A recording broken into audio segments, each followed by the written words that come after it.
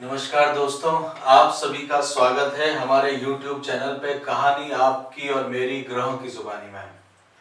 इसमें हम लोग जो आज चर्चा करने वाले हैं वो करने वाले नवंबर महीने के किस तरह के आपका नवंबर का महीना रहेगा, खास तौर से कुंभ लग्न वालों के लिए। कुंभ लग्न यानी कि आपका उदय लग्न जब आपने जन्म लिया था उसके बारे में बात करेंगे।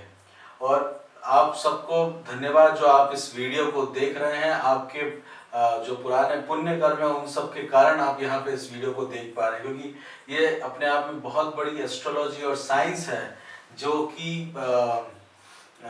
हम लोगों को मिली है अपने पूर्वजों के द्वारा, और उसको देखने का सौभाग्य हम लोगों को मिल रहा है। और उससे हम लोग काफ़ी कैलकुलेशन करके, मैथमेटिकली कैलकुलेशन करके आगे की गणना कर सकते हैं।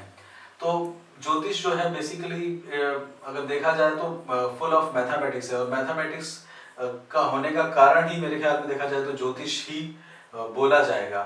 और अगर इसमें देखा जाए कि आपका कुंभ लग्न है, अगर आपके पहले घर के अंदर में 11 लिखा है तो आपका कुंभ लग्न है। कुंभ लग्न राशि नहीं, कुंभ राशि जो है जहां आपका चंद्रमा लिखा होगा वो आपकी कुंभ राशि होगी। और कुंभ लग्न जो है जहां पे आपके पहले घर में, ये पहला घर होता है, पहला, दूसरा, तीसरा, चौथा, पांचवा, छठा, सातवां, आठवां, नौवां, 10वां, 11वां, 12वां, तो पहले घर में आपका जो बर्थ चार्ट उसको आप अगर खोलेंगे और उसमें कुंभ लग्न लिखा हुआ है, 11 नंबर लिखा हुआ है, तो आपका कुंभ लग्न है। उसके हिसाब से नवंबर महीने का प्रेडिक्शन आप देखिएगा और जानिएगा कि आपके किस तरह का आपका ये महीना रहने वाला है। कुंभ लग्न के बारे में कहा जाता है कि ये कुंभ लग्न के जो जातक होते हैं बहुत इंटेलिजेंट होते हैं। दूसरा अगर आप देखा जाए तो एक ये कुंभ जो है, कुंभ मतलब एक घड़ा, घड़े के अंदर में कुछ भी भरा हुआ है, मतलब पानी भरा हुआ हो सकता है, शहद हो सकता है, और सोने का घड़ा है। तो ये बहुत सीक्रेटिव लोग होते हैं, बड़े सीक्रेटली काम करने वाले हैं, मतलब बहुत ज्यादा शोर वगैरह नहीं मचाने वाले होते हैं। थोड़े से शनि का लग्न है तो थोड़े अनसेल्फिश भी है, और ज्यादा से ज्यादा अगर देखा जाए तो थोड़े पर्सनैलिटी में बहुत सेल्फिशनेस या इम्पर्सनल जो है इनके बारे में कहा जाता है। दूसरा अगर देखा जाए तो कुंभ लग्न के बारे में इनका 4th हाउस और इनका 9th हाउस दोनों ही एजुकेशन से रिलेटेड है, तो इनको नॉलेज बहुत गैदर करने का शौक होता है, खूब सारी नॉलेज ये अपने पास में रखना चाहते हैं। अगर आप देखेंगे कि कोई किन्हीं किन्हीं को देखेंगे तो वो सारी बुक्स वगैरह जो है अपने पास रखना पसंद करते हैं, किसी भी बुक्स को, नॉलेज को लेने में उनको बहुत ज़्यादा रुचि होती है। थोड़े से ये ऑनेस्ट भी होते हैं। अगर कोई मैलिक या फिर कोई मैलिफिक प्लेनेट का एस्पेक्ट इनकी कुंडली में नहीं हो तो ऑनेस्टी भी इनके साथ में देखी गई है। साथ के साथ में इंटेलिजेंटली ये बात करते हैं। किसी भी चीज को करने से पहले अगर देखा जाए तो प्रोज एंड कॉन्स को ये पूरी तरह से स्टडी करते हैं। थोड़े से कंजर्वेटिव होते हैं, ऑर्थोडॉक्स होते हैं, और थोड़ा सा इनका जो व्यू होता है वो कंजर्वेटिव व्यू होता है, बहुत ब्रॉडर व्यू नहीं होता, क्योंकि ये शनि के लग्न में आते हैं। साथ के साथ में अगर देखा जाए तो इनके साथ में एक बहुत अच्छी बात है कि इनकी लाइफ के प्रति जो एक सोच होती है वो थोड़ी सी देखा जाए तो थोड़ी सी आप उसको इस तरह से समझिए कि थोड़ी सी गैदर्ड इंफॉर्मेशन वाली होती है, मतलब नॉलेजेबल के साथ साथ में इंफॉर्मेशन को इजीली सर्कुलेट करने वाली नहीं होती। इनके पास नॉलेज तो बहुत होगी, शायद देंगे कि नहीं देंगे ये इनके मूड पे डिपेंड करता है। और थोड़े से स्लो होते हैं क्योंकि शनि का लग्न है, शनि के लग्न होने के कारण थोड़ी स्लो चलती है। कोई कई बार क्या होता है, इनको काम करते हुए देखते तो कोई कोई चीज समझ में नहीं आती, समझ में नहीं आ रही होती है, पर उसके बावजूद अगर एक बार समझ में आ गई तो वो इनको पक्की हो जाती है। बट हाँ, अगर कोई चीज में फंस जाते हैं और इनको समझ में नहीं आ रहा होता है तो उसमें थोड़ा सा टाइम लगते हुए देखा गया है। अगर देखें तो आपका जो मंथली जो चार्ट है नवंबर का, उस महीने को अगर देखें तो आपके 2nd हाउस में मंगल है। मंगल जो है वो आपके 3rd हाउस का और आपके कर्म स्थान का मालिक भी है। और वहां पे देखा जाए तो बहुत शनि का शत्रु माना जाता है, तो बहुत अच्छे रिजल्ट्स मंगल के साथ में आपको परिवार से नहीं मिलने वाले हैं अगर आप देखें। और वक्री भी चल रहा है, अगर मंगल जो है 10 सितंबर से 13 नवंबर तक थोड़ा वक्री भी है। और दूसरा बहुत अच्छे रिजल्ट्स नहीं दिख रहे परिवार की तरफ से, ज्यादातर हेल्थ के इश्यूज वगैरह जो है वो आपको देखने को मिल सकते हैं। साथ ही साथ में कुछ अगर पढ़ाई के अंदर में है तो उसमें भी व्यवधान इसमें दिख रहा है। कोई लंबी ट्रैवलिंग करने का मौका मिले तो मत करिएगा, क्योंकि लंबी ट्रैवलिंग से आपको बहुत ज़्यादा कोई फायदा होने वाला नहीं दिख रहा है इसमें। साथ ही साथ में अगर देखेंगे तो सेकंड हाउस में जो सुखेश है वहां पे राहु आए हुए हैं। अगर आपके ग्रैंड पेरेंट्स जिंदा हैं तो उनके साथ में समय बिताने का जरूर ये टाइम दिख रहा है, क्योंकि राहु और केतु जो है हमारे मैटरनल साइड्स में और हमारे पेरेंटल साइड्स में दादा दादी को भी रिप्रेजेंट करते हैं, तो वो एक अच्छा रिप्रेजेंटेशन इसके अंदर में दिख रहा है। दूसरा, घर के अंदर में थोड़ा बहुत टेंशन जरूर राहु क्रिएट करते हैं। थोड़े आप जिद्दी हो सकते हैं घर के अंदर में, थोड़ा सा आपको लगता है कि मुझे ये चीज मिलना चाहिए, पर आप बोलेंगे नहीं, थोड़े समय रुके रहेंगे, बट उसके बाद में उस चीज के बारे में जरूर थोड़ी सी जिद आपकी आ सकती है। आगे अगर बढ़ते हैं तो शुक्र जो है वो 8th हाउस में बैठे हुए हैं। शुक्र आपके लिए कारक ग्रह हैं, क्योंकि वो केंद्र और त्रिकोण दोनों के स्वामी हैं। और शुक्र जो है वो 8th हाउस में जाने से कुछ थोड़ी सी आपको कहीं से पैसा मिल सकता है। अगर कहीं से कुछ पैसा आ भी सकता है, और देखा जाए तो कुछ हेल्थ से रिलेटेड कुछ खर्चा भी करवा सकते हैं शुक्र, क्योंकि शुक्र बुध की राशि में है। और आप देखें तो कुछ ट्रैवलिंग करना चाहें लॉन्ग डिस्टेंस ट्रैवलिंग में, तो वहां से भी आपको बेनिफिट मिलेगा कि नहीं मिलेगा वो थोड़ा आपके बर्थ चार्ट पे डिपेंड करता है, पर शुक्र उसके अंदर में खर्चा या कुछ एक तरह का मूवमेंट ला सकते हैं, क्योंकि लॉन्ग डिस्टेंस ट्रैवलिंग का स्वामी जो है वो 8th हाउस में है, तो थोड़ा मूवमेंट इसमें दिख भी रहा है। साथ में आप देखेंगे सूर्य जो है सप्तमेश है आपके, सप्तमेश जो है आपके भाग्येश में बैठे हुए हैं। तो वाइफ के हिसाब से देखा जाए तो वाइफ अगर आपकी कुंभ लग्न वालों के लिए हमेशा उनको क्या रिक्वायरमेंट रहती है कि उनकी वाइफ जो उनका पार्टनर है वो उनके बराबर जितना इंटेलिजेंट होना चाहिए, इनकी एक्सपेक्टेशंस रहती हैं। और अगर अच्छा रहता है और एक्सपेक्टेशन पे खरा उतरता है तो फिर इनको डोमिनेटेड वाइफ भी मिलती है, क्योंकि वो सिंह की राशि है। और साथ के साथ में वाइफ का डोमिनेशन जो रहता है वो बढ़ता ही रहता है। और साथ के साथ में थोड़ा सा वाइफ के पास में आपके मुताबिक थोड़ा पैसा भी ज्यादा दिखता है इसमें, क्योंकि शुक्र भी वहां पे आया है। तो वाइफ के पास में कुछ अर्निंग्स की ग्रोथ दिख रही है कि वाइफ या इन-लॉज के हाउस में आपको दिखेगा कि पैसे बढ़ रहे हैं, तो वो आपको जरूर देखने को मिलेगा। साथ के साथ में एक चीज ध्यान रखिएगा कि प्रॉपर्टीज को लेके साइन मत करिएगा, क्योंकि राहु घर में है। तो राहु प्रॉपर्टीज को अगर साइन करेंगे तो कुछ ना कुछ गलत साइन जरूर करवाएगा। घर अगर आप खरीदना चाहते हैं तो 1.5 साल के लिए रुक जाइए, अभी घर खरीदने का जरूरत नहीं है। और पेपर्स को साइन बहुत ध्यान से करेगा, क्योंकि सूर्य भी जो है वो भी 7th हाउस में बहुत अच्छे नहीं माने जाते। तो गवर्नमेंट अथॉरिटीज में कुछ काम कर रहे हैं तो प्लीज मत करिएगा, क्योंकि 7th हाउस में सूर्य जो है वो इतना अच्छा रिजल्ट नहीं देते। हालांकि शनि जो है वो 7th हाउस में उच्च के माने जाते हैं, पर आपके त्रिकोण के स्वामी भी है, बट सूर्य अभी इतना ज्यादा फर्क अच्छा रिजल्ट नहीं लेके आएंगे।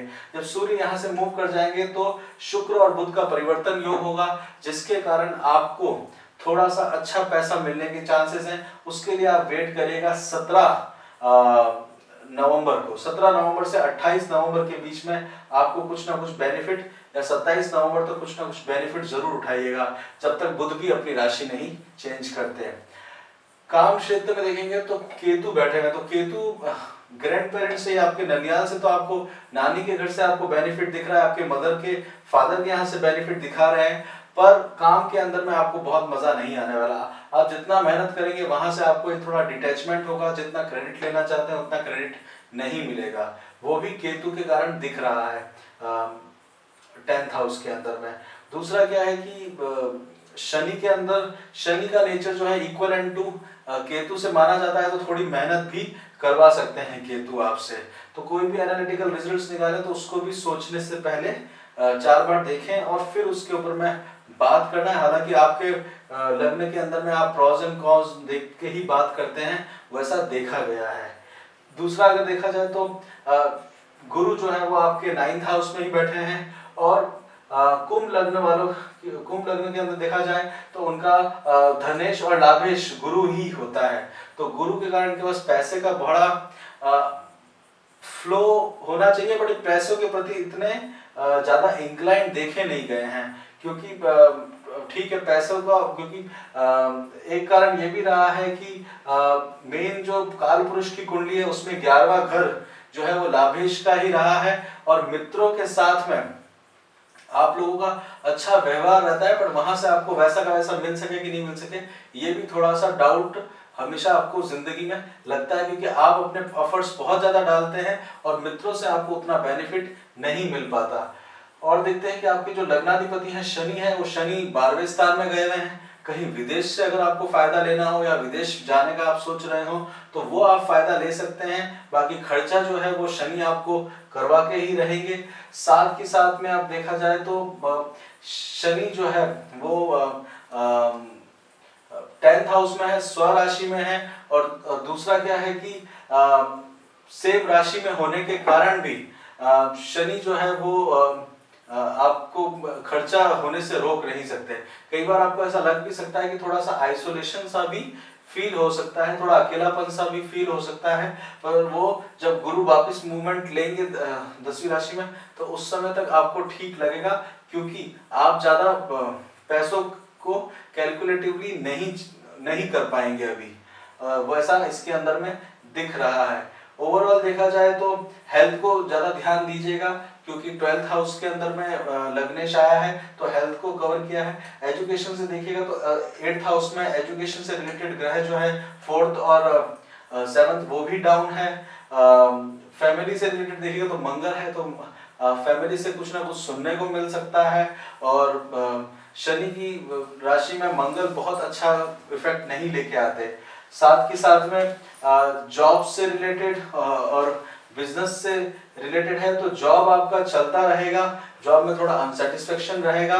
बिजनेस में केतु है तो वहां भी बहुत ज्यादा कुछ फायदा नहीं दे पाएंगे। साथ के साथ में स्पाउस से रिलेटेड देखा जाए तो स्पाउस का थोड़ा ट्रैवलिंग वगैरह हो सकता है, थोड़ा हेल्थ का भी ध्यान देने की जरूरत है। तो आपके लिए अच्छे दिन है तो 14 से 14 से 20 तक का आप ध्यान दीजिएगा, और 27 से 29 यानी कि 27 से 29 तक का अच्छे दिनों का आप फायदा लेने की कोशिश करिएगा। खराब दिन रहेंगे 1 से 3 तारीख तक, 8 से 9 तारीख, 12, 13 और 24, 26 यानी 24, 26 को।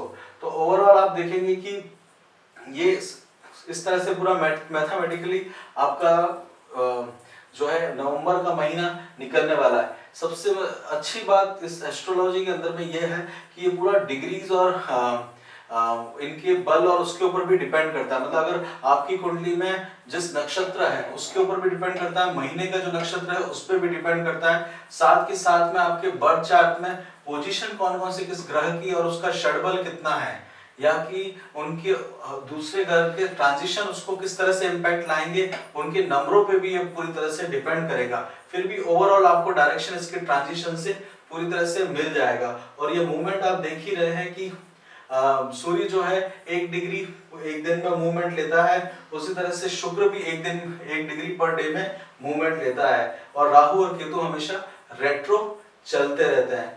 आप और भी अगर इसमें देखेंगे तो मंगल भी जो है तीसरे और 10वें घर का आपका आधिपत्य रखता है, तो मंगल से आपको बहुत ज्यादा बेनिफिट नहीं होता। अगर मंगल 10th हाउस के अंदर में एग्जॉल्टेड यानी कि बली हो जाता है, वही शनि जो है वो अपने पहले घर के अंदर में इतना बल नहीं दे पाता। तो शनि आपके मूवमेंट करेंगे पहले घर में, तो उसका भी आपको देखना पड़ेगा। अभी ये 2.5 साल 3 बार रहेंगे, तो उसके कारण पैसों का खर्चा आपके ऊपर में काफी आएगा, और उसी के कारण आपको थोड़ा सा टेंशन जरूर लग सकता है। बाकी अभी आपको हेल्थ पे ध्यान देने के लिए हम लोग सजेस्ट करेंगे, और आपके लिए ये महीना जो है वो शुभ हो। ओवरऑल देखा जाए तो गुरु के कारण, गुरु की पंचम दृष्टि है यहाँ पे, उसके कारण संतान के ऊपर में और स्पाउस के ऊपर में देखा जाए या रिलेशनशिप में देखा जाए तो गुरु की दृष्टि रहेगी, और शनि की दृष्टि आपके परिवार पे रहेगी, तीसरी दृष्टि, और सप्तम दृष्टि आपके चंद्रमा के घर में यानी कि 6ठे हाउस में रहेगी। चंद्रमा आपके लिए बहुत ज्यादा अच्छे रिजल्ट्स नहीं लेके आते हैं, और 10वीं दृष्टि सूर्य के ऊपर यानी कि आपके रिलीजियस एक्सपेंडिचर पे रहेगी। तो ये आपका ओवरऑल रहेगा नवंबर के महीने का इम्पैक्ट, जो कि अलग अलग एरियाज में डिफाइन करेगा। आप को अगर ये वीडियो अच्छा लगा हो तो उसे जरूर शेयर करिए, लाइक करिए, सब्सक्राइब करिए। और कुछ अगर आपको इसमें और अपने प्रश्नों के जवाब है तो उनको जानना हो तो प्लीज़ उसको शेयर करिए, हम लोग उनके आंसर ढूंढने का कोशिश करते हैं। इसी के साथ ही आप सभी को शुभ दीपावली। धन्यवाद।